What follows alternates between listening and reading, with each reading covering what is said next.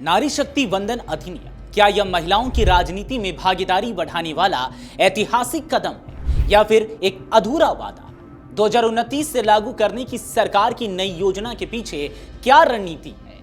543 से 816 सीटें बढ़ाने का प्रस्ताव किन राज्यों को प्रभावित करेगा? 2011 की जनगणना के आधार पर परिसीमन कितना सही है? और सबसे बड़ा सवाल, क्या बिना ओबीसी महिलाओं के लिए अलग कोटा या कानून न्याय संगत है?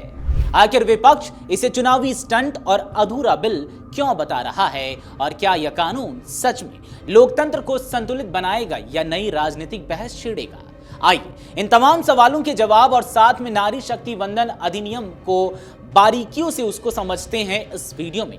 नमस्कार, आप देख रहे हैं अमरुजाला.com और मैं हूं आपके साथ आदर्श। दरअसल भारत में महिलाओं की राजनीतिक भागीदारी बढ़ाने के उद्देश्य से लाया गया नारी शक्ति वंदन अधिनियम 106वां संविधान संशोधन 2023 का ऐतिहासिक कदम माना जा रहा है। इस कानून का मूल उद्देश्य लोकसभा, राज्य विधानसभाओं और दिल्ली विधानसभा में महिलाओं के लिए 33% सीटों का आरक्षण सुनिश्चित करना है। लंबे समय से लंबित इस मुद्दे पर कानून बनने के बाद अब इसके क्रियान्वयन को लेकर नई बहस छिड़ गई है। ऐसे में यह समझना जरूरी है कि आखिर क्या है कानून और इसके मुख्य प्रावधान क्या है। दरअसल इस अधिनियम के तहत संसद और राज्य विधानसभाओं में 1/3 सीटें महिलाओं के लिए आरक्षित की जाएंगी। खास बात यह है कि अनुसूचित जाति यानी कि एससी और अनुसूचित जनजाति यानी कि एसटी के लिए आरक्षित सीटों में भी 1/3 हिस्सा महिलाओं को दिया जाएगा। यह आरक्षण फिलहाल 15 वर्षों के लिए लागू रहेगा, जिसे आगे बढ़ाया भी जा सकता है। इसके अलावा सीटों का रोटेशन हर परिसीमन के बाद किया जाएगा, जिससे अलग अलग क्षेत्रों की महिलाओं को प्रतिनिधित्व का अवसर मिल सके।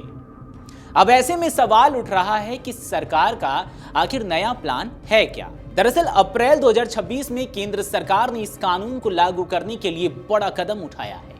8 अप्रैल को कैबिनेट ने एक संशोधन प्रस्ताव को मंजूरी दी, जिसके तहत अब कानून को 2029 के आम चुनाव से लागू करने का लक्ष्य रखा गया है। सरकार की कुछ योजनाएं हैं, चलिए आपको एक एक कर बताते हैं। सबसे पहला, लोकसभा सीटों की संख्या 543 से बढ़ाकर 816 की जा सकती है। इनमें से 273 सीटों पर महिलाओं के लिए आरक्षण रखा जाएगा। परिसीमन के लिए 2011 की जनगणना के आंकड़ों का इस्तेमाल करने का प्रस्ताव है, ताकि प्रक्रिया में देरी ना हो। प्रधानमंत्री नरेंद्र मोदी ने इसे महिलाओं के सशक्तिकरण की दिशा में ऐतिहासिक और सभ्यतागत प्रतिबद्धता बताया है और सभी दलों से विशेष सत्र में समर्थन की अपील की है। वहीं गृह मंत्री अमित शाह ने कहा कि सरकार 2029 में ही इसे लागू करना चाहती है और परिसीमन इसकी अनिवार्य शर्त है। भाजपा के पूर्व अध्यक्ष जेपी नड्डा ने इसे 3 दशक से लंबित काम को पूरा करने वाला कदम बताया। ऐसे में यह सवाल उठना लाजमी हो जाता है कि इसका प्रभाव क्या होगा, आखिर क्यों ये लाया जा रहा है। दरअसल इस कानून का सबसे बड़ा प्रभाव भारत की राजनीति में महिलाओं की भागीदारी बढ़ाने के रूप में देखा जा रहा है। मौजूदा लोकसभा में केवल लगभग 14% महिला सांसद हैं, जबकि राज्य में यह आंकड़ा करीब 10% के आसपास है। जानकारों का मानना है कि यदि यह कानून लागू होता है तो संसद और विधानसभाओं में महिलाओं की संख्या में बड़ा इजाफा होगा। महिलाओं से जुड़े मुद्दों पर अधिक संवेदनशील और प्रभावी नीति निर्माण संभव होगा। लोकतंत्र अधिक संतुलित और समावेशी बनेगा। सुनने में तो सब कुछ गुड गुड लग रहा है, तो फिर विपक्ष क्यों हंगामा कर रहा है, क्यों इसका विरोध कर रहा है? चलिए समझते हैं। विपक्ष इस बिल का सिद्धांततः समर्थन करता है, लेकिन इसके क्रियान्वयन और प्रक्रिया को लेकर गंभीर सवाल उठा रहा है। सबसे पहला, ओबीसी आरक्षण की मांग। कांग्रेस नेता राहुल गांधी ने कहा, यह बिल अधूरा है क्योंकि इसमें ओबीसी महिलाओं के लिए अलग कोटा नहीं है। उनका कहना है कि बिना कोटा के भीतर कोटा के यह आरक्षण सामाजिक न्याय के लक्ष्य को पूरा नहीं करेगा। दूसरी बड़ी बात, सरकार की नीयत पर सवाल। कांग्रेस अध्यक्ष मल्लिकार्जुन खड़गे ने सरकार को पत्र लिखकर सर्वदलीय बैठक की मांग की और कहा कि इस मुद्दे पर स्पष्ट रोड मैप जरूरी है।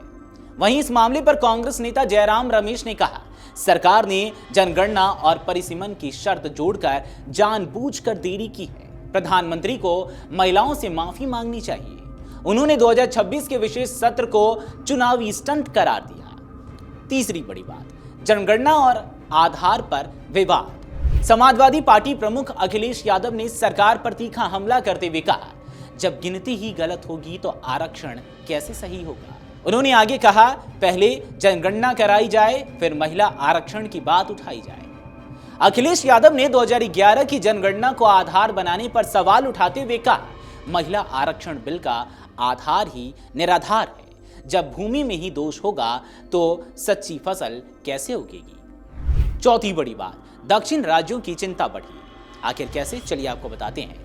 विपक्ष का यह भी तर्क है कि सीटों की संख्या बढ़ाने से उन राज्यों को नुकसान हो सकता है जिन्होंने जनसंख्या नियंत्रण में बेहतर प्रदर्शन किया है। दरअसल नारी शक्ति वंदन अधिनियम भारत की राजनीति में बड़ा बदलाव ला सकता है, लेकिन इसके क्रियान्वयन को लेकर सियासी सहमति अभी दूर नजर आ रही है। सरकार इसे महिला सशक्तिकरण का ऐतिहासिक कदम बता रही है, वहीं विपक्ष इसकी प्रक्रिया और मंशा पर सवाल खड़े कर रहा है।